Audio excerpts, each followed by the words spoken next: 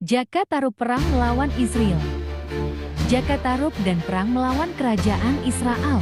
Di sebuah desa yang dikelilingi sawah menghijau dan hutan bambu yang rimbun, hiduplah seorang pemuda bernama Jaka-Tarub.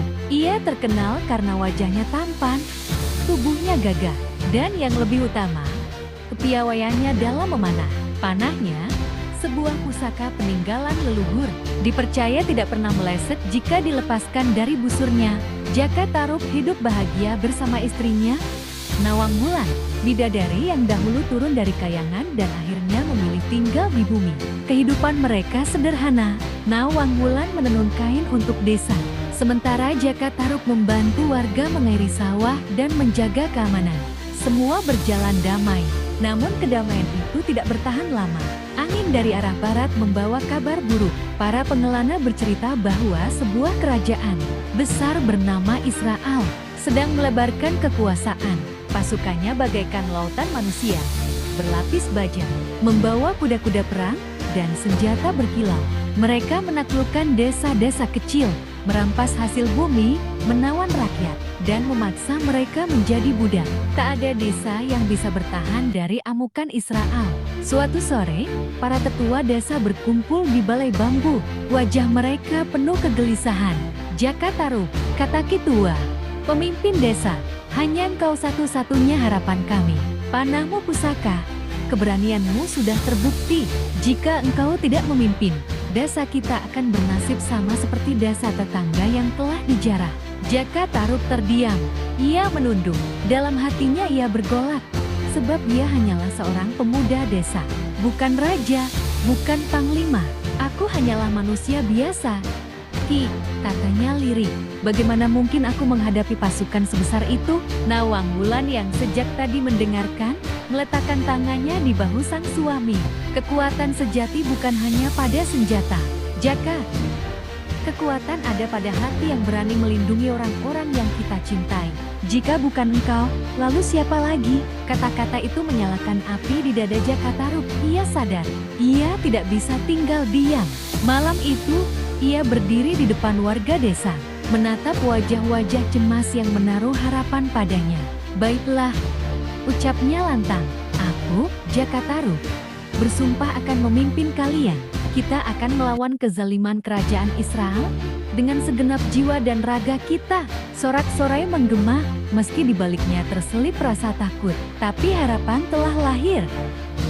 Hari-hari berikutnya diisi dengan persiapan. Jaka-Tarub mengumpulkan para pemuda desa. Mereka tak terbiasa mengangkat senjata, namun semangat membara membuat tangan mereka tidak gentar. Bambu runcing diasah, tombak dibuat dari kayu keras, panah diraut dari dahan terbaik. Nawang Wulan pun membantu dengan caranya sendiri. Ia meracik ramuan dari rempah hutan dan bunga kayangan yang ia bawa saat turun dulu. Ramuan itu memberi tenaga berlipat ganda, membuat prajurit desa mampu bertahan meski tubuh letih. Beberapa hari kemudian, berita datang. Pasukan Israel membangun pos di tepi hutan dekat desa. Mereka bersiap menyerbu. Jaka-Tarub tahu, jika ia tidak bertindak lebih dulu, desanya akan habis. Maka ia mengatur siasat, menyerang pos itu di malam buta. Malam pekat, bulan bersembunyi di balik awan. Pasukan desa menyelinap diam-diam. Begitu tanda diberikan, mereka menyerbu dengan teriakan lantang. Tombak menembus dada musuh, panah Jaka-Tarub melesat cepat, mengenai musuh dari kejauhan tanpa pernah meleset. Puluhan prajurit Israel tumbang, pos mereka terbakar. Untuk pertama kalinya, rakyat desa merasa menang. Namun kemenangan itu hanya sebentar. Dari kejauhan terdengar dentuman drum perang, tanda bala bantuan musuh datang. Jumlahnya berlipat ganda. Jaka-Tarub segera memerintahkan pasukannya mundur ke hutan. Di jantung hutan, ia merenung, pasukan Israel terlalu besar. Jika kita bertempur terus terang, kita akan hancur. Keesokan harinya, kabar sampai ke telinga Raja Israel. Wajah sang raja menghitam oleh amarah. Siapa pemuda bernama Jaka-Tarub itu? Berani menantangku. Aku akan hancurkan dia bersama seluruh desanya. Sang raja lalu memanggil panglima sakti bernama Zerak, seorang ahli sihir yang ditakuti. Zerak mampu memanggil api dari langit, menyulap angin menjadi badai, dan menyihir prajuritnya agar kebal senjata. Beberapa hari kemudian, pasukan Israel datang dipimpin Zerah. Pertempuran dahsyat pun pecah. Langit berubah merah, petir menyambar. Api jatuh dari langit membakar hutan. Jakatarub melepaskan panah pusaka, melesat ke dada Zerah. Namun sihir membuat panah itu terpental. Zerah tertawa. Panahmu tak akan mampu menembus perlindungan batu hitam kerajaan kami. Selama batu itu berdiri di istana Israel, aku tidak akan terkalahkan. Jakatarub terperanjat.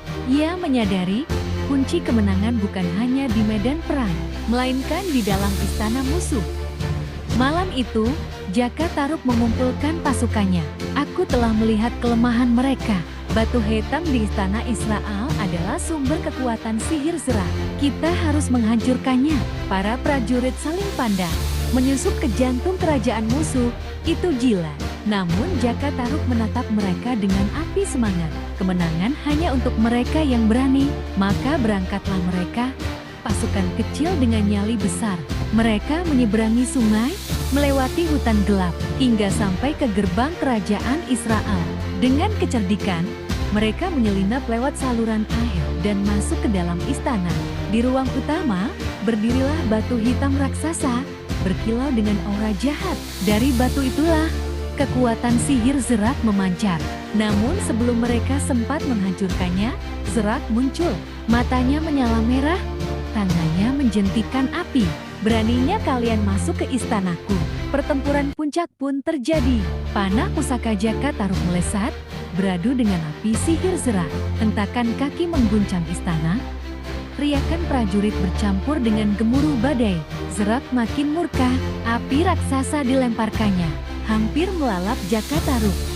Namun di saat genting, Nawang Wulan muncul dari bayangan. Dengan kain tenun sakti yang ia bawa dari kayangan, ia menutupi tubuh Jakatarub, menahan api sihir agar tidak membakarnya. Melihat pengorbanan itu, semangat Jakatarub meledak. Ia membidik dengan segenap jiwa, memusatkan tenaga pada satu panah pusaka terakhir. Panah itu melesat, menembus udara, menghantam tepat ke batu hitam. Biar apakah, batu hitam retak, lalu pecah berkeping-keping. Zerah menjerit, seluruh sihirnya lenyap seketika. Api padam, badai berhenti. Tanpa kekuatan, tubuh Zerah roboh dan binasa. Pasukan Israel yang tadinya kebal sihir kini gemetar ketakutan. Mereka tercerai-berai, lari menyelamatkan diri. Rakyat jajahan bersorak, rantai perbudakan mereka terlepas. Kerajaan Israel pun runtuh. Setelah perang usai, para tetua dan rakyat bersujud di hadapan Jakatarub. Jadilah raja kami. Engkau telah membebaskan banyak negeri, namun Jakatarub hanya tersenyum. Aku bukan raja, aku hanyalah pemuda desa. Aku hanya ingin hidup damai bersama keluargaku. Ia kembali ke desanya, melanjutkan hidup sederhana dengan Nawang Wulan. Namun nama Jakatarub bergema di seluruh negeri sebagai pahlawan yang mengalahkan kerajaan zalim. Legenda ini diwariskan turun-temurun tentang seorang pemuda desa yang berani menantang kerajaan besar demi melindungi rakyatnya. Pesan moralnya jelas, kekuatan terbesar bukan pada sihir atau senjata, melainkan keberanian untuk melawan ketidakadilan. Sekecil apapun dirimu di hadapan dunia,